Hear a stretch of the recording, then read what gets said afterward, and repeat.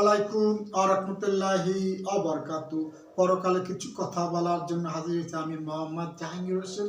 আর অল্প কিছুদিন পরই আমাদের মাঝে মাহে রমজান চলে আসছে, তাই সবাইকে বলবো রোজার জন্য প্রস্তুতি নেন। কীভাবে কি রোজা রাখবেন, পরিবারের সাথে কথা বলুন কীভাবে কি রোজা রাখবেন। যারা রোজা রাখেন আলহামদুলিল্লাহ, তাদের ধন্যবাদ, তাদের মোবারকবাদ জানাই।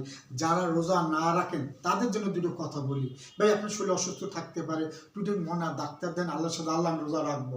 রোজার প্রতি ভালো ভালো লোক রোজা থেকে গাফিলতি কেন ভাই? কেন আপনি গাফিলতি? আপনি মুসলমান না?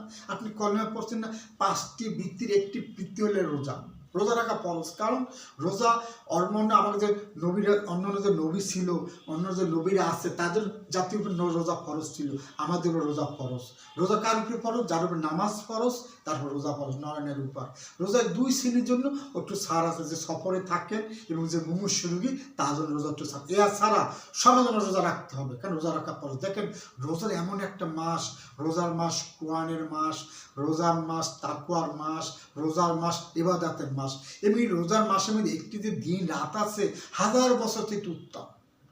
এই ফজিলত অন্য কোনো মাসে নাই, রোজার মাস শুধু আছে। আরেকটা জিনিস আপনারা খেয়াল করবেন, এই রোজার মাসে যে আমাদের আত্মীয় স্বজন, অনেকে আত্মীয় স্বজন পৃথিবীতে চলে গেছে, কবরবাসী হয়ে গেছে, এই রোজা যে এত ফজিলত, যারা কবরে আযাব হয় তাদের কবর মাফ করে দিচ্ছে মহান আল্লাহ। ফজিলত এই রোজার জন্য ফজিলত, এবং কবরের যারা আযাব তাদের রোজার জন্য আফসোস করে, কবে রোজা আছে, কবরটা আসান পাবো, সেই রোজার জন্য আজকে তারা ফজিলত। এবং এই জন্য সবাইকে বলবো, যারা রোজা একটু গাফিলতি করেন, যারা অনিল করেন, রোজা রাখেন ভাই, কার জন্য রোজা রাখবেন? মহান আল্লাহর জন্য। দেখেন, আপনি যদি খান, পৃথিবীর কেউ না দেখুক, মহান আল্লাহ দেখেন।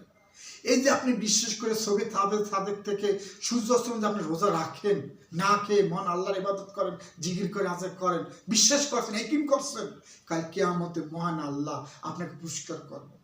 আল্লাহ কি দেবে আল্লাহ ভালো জানে, আমরা কেউ জানি না।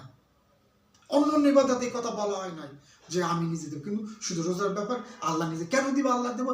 এই যে আপনি একই বিশ্বাস করছেন যে আমার পৃথিবীতে কেউ না দেখুন, আমার মহান আল্লাহ দেখে, এই যে বিশ্বাস কিনে রাখছেন, সেদিন মহান আল্লাহ পুরস্কার দেবে ভাই। মহান আল্লাহ যা বলছে তা হবে, হুজুর পাক সাল্লাল্লাহু আলাইহি ওয়াসাল্লাম যা বলছে হবে। তাই সবাইকে বলবো, পৃথিবীতে যে যে প্রান্তে থাকেন, রোজা আছে, রোজা রাখবেন। আমি আমার বয়সে, আমার এই বয়সে আমি শুনি নাই যে রোজা রেখে কেউ বেশি অসুস্থ হয়ে গেছে। সামান্য একটু অসুস্থ হয়, কিন্তু অত অসুস্থ হয় না। প্রথম একটু খারাপ লাগে, কোনো সমস্যা নেই, ওটা সামনে একটু হবে। আমরা 3 বেলা আমরা খাই, সেখানে খাই একটু কম খাই, সেই সুবিধাদের সময় খাই, আর আমরা ইফতারের সময় একটু যদি গ্যাপটা হয়, যেদিন রোজা রাখতে হবে।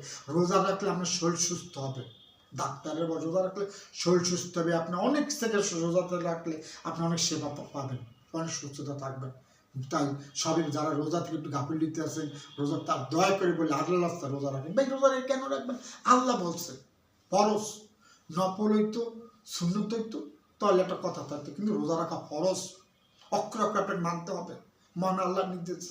এখানে কোনো ছাড় নাই, আপনার রোজা রাখতে হবে। আপনি সুস্থ আছেন, সবল আছে, আপনার রোজা রাখতে হবে। আপনি যদি অসুস্থ থাকেন, সবই তো আপনার জন্য ছাড় আছে, কিন্তু পবিত্র পরে আপনার রোজা রাখতে হবে। তাই সবাইকে বলবো, আল্লাহ রাস্তায় আর কিছু দিনের মধ্যে রোজা হবে, রোজার জন্য সুন্দর মতো প্রিপারেশন নেন, কীভাবে আপনার রোজা শেষ করবেন, রোজার মধ্যে তাকওয়া অর্জন করে খাঁটি মুমিনে কবরে যেতে। আপনাকে আমাকে সবাইকে ভাই দোয়া, আমার জন্য দোয়া করবেন যেন আমি ভালো মানুষের মুমিন হয়ে যাওয়ার চেষ্টা করি। আমি নগণ্য মানুষ, আমি আল্লাহ রাসূল বাস দিয়ে কথা বলি ভাই, আমার আর কোনো চাওয়া পাওয়া নেই ভাই। যদি কথার মধ্যে কোনো ভুল টুট হয়ে থাকে নিশ্চয়ই ক্ষমা করে দেবেন, এবং আমার এই কথাগুলো সবাইকে শোনার সুযোগ করে দেবেন। আজকের মতো বিদায় নিলাম, আল্লাহ হাফেজ।